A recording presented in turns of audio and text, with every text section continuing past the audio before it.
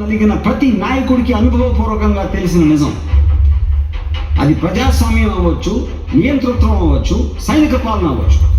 ఆయా ప్రభుత్వాలు తమ సమస్యల పట్ల స్పందించట్లేదని ప్రజలు ఎప్పుడెప్పుడు అనుకుంటారో అప్పుడు వాళ్ళు ఒక కొత్త ఫోర్స్ కోసం వెతుకులాట మొదలు పెడతారు.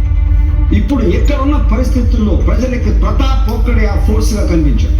పోలీస్ స్టేషన్లో నమోదయ్యే ఎఫ్ఐఆర్ల కంటే కూడా ప్రతాప్ ఇంటి గుమ్మ ముందు నిలబడి సాయం కోసం అర్థించే ప్రజల సంఖ్య రోజు రోజుకి పెరగడం మొదలుపెట్టింది. కోర్టులో ఏళ్ల తరబడి ఉండే కేసులను కూడా ఒక కప్పు టీ తాగే టైంలో ప్రతాప్ పరిష్కరించారు.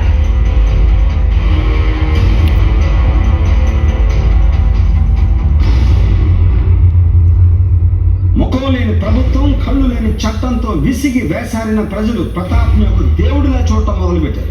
రాష్ట్రంలో అందరి నోట ఒకటే మాట, ప్రతాప్ లాంటి వాడు లేడు, ఇక రాడు.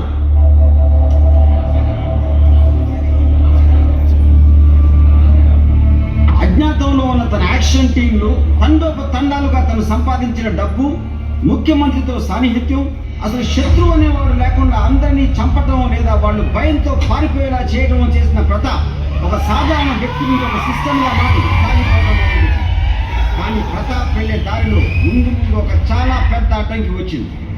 ఆ కథ రక్త చరిత్ర ద్వితీయ పర్వం.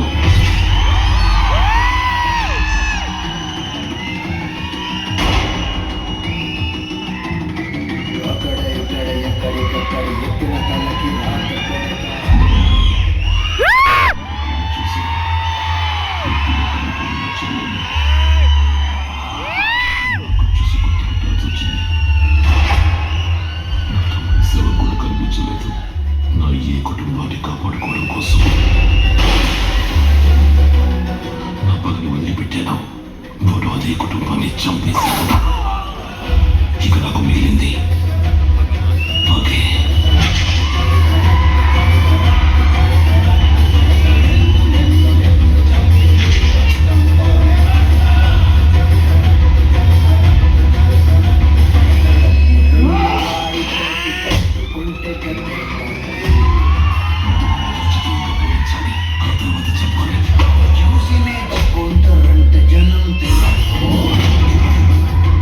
సహాయం చేస్తానన్న అనుమానం ఎవరి మీద ఉన్నా సరే లేపేయండి.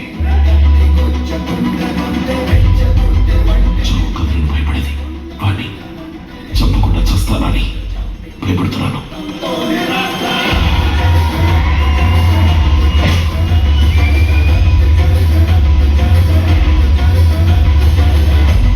ఇప్పుడేం చేయను?